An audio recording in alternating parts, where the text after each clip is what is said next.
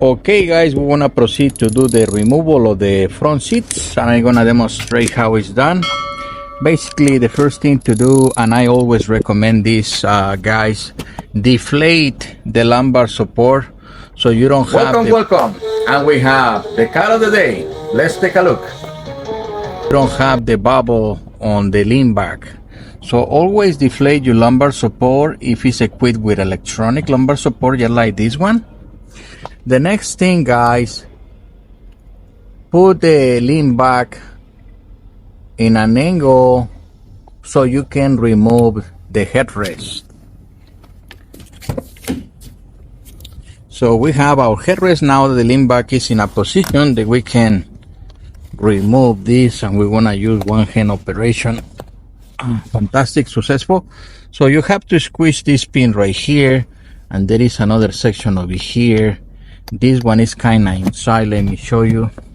This one you have the little thing to do it. This one do not. So you have to press kind of underneath the plastic so you can release the clip.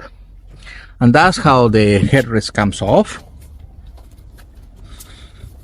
Now we're gonna put it back in an angle that is gonna be suitable for the removal of the ugly, stinky cloth. So we can put our leather, which is more or less in that angle. It's slightly more than, I will call it about 100 degrees, 110 degrees, more or less, something like that. Now, we're gonna make room for the bolts. It has 2 bolts in the front and 2 bolts in the back. Now, guys, these bolts are the star type. This is the E14. Yeah, this is the E14. This is the socket, and I have this swivelable because you're gonna need this in the passenger. In the driver you have plenty of room to go straight, no problem. For the passenger, this one is very useful to have. And I have an extension. This one is just to break the bolt for the seat belt, which is located here. We're gonna get to that in a moment. And for that one, we're gonna use the T. This is the Torx, the T50, and I have my spatula to pop that clip from that thing right there. And okay, let's do the removal of the bolts. So I'm gonna use my tool the way that it is with this swivelable. I know you guys don't need it, but like I say, in the passenger it's gonna be required. Well, not really, so it didn't really, it's not that solid, so let's switch. Have one. That's 2. And we're gonna get them out of the way. Now, the next step is to move it forward so we can access the rear bolts, and at the same time we're gonna remove that molding for the seat belt. Let's do that now that we're here. And I just pop it up. Normally I need to use my prying tool. Anything to pry it up will do. And right there, guys, that's your Torx T50. Let's switch to Torx 50, and I'm gonna raise slightly the seat, just like that, to gain access. This one, we need to break them sometimes with the, because they don't give up, as you can see. So what I do is I use the tool. Yeah, I know, guys, I need a cameraman, but we're in a budget. So basically I'm gonna use this to break it because it has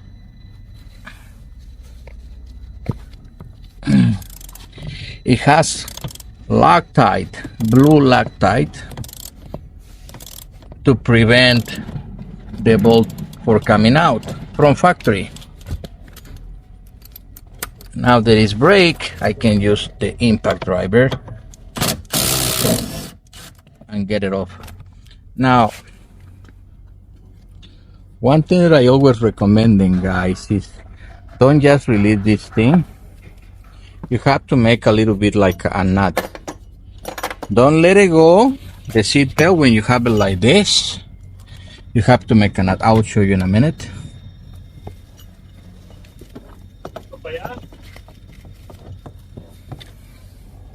Just like this.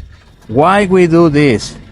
It's just so it prevents the seat belt for reading that is already been beyond the limit. Otherwise, you're gonna have errors in the airbag, in the dashboard, and it's a safe way to detach the seat belts. It's just prevention for any malfunction in codes when it comes to the computer. It's a good practice, guys. You might have an error and then you will not be able to erase it later on, not even with a scanner. So okay, we have that. Now the second thing we're gonna do, we're gonna raise our seat, especially if it's electrical, just slightly. And now let's get the bolts in the back.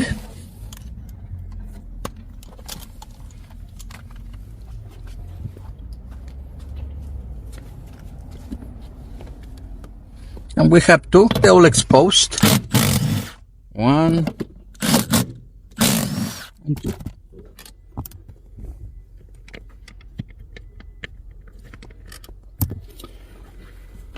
Okay, now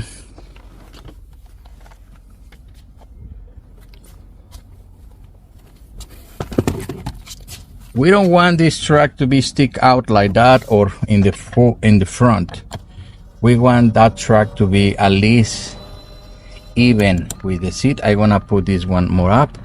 This is the ideal position way, guys, all the way up and more or less in the center, in that position, because later on when you remove the seat, you're not gonna have the opportunity to move it unless you bring it back to the car or you find a way to power up in the workbench, which is time consuming. I never done that. So now that it's like that, you can see down here underneath we have our plug, and all we have to do is click on it and it's out. We just click this little pin and it's removed, and it's only two, guys. Now it's unplugged, it's unbolt, it can come out. So I'm gonna show you the technique that I use in a minute. Let me position the tripod so you can see. I think this is good.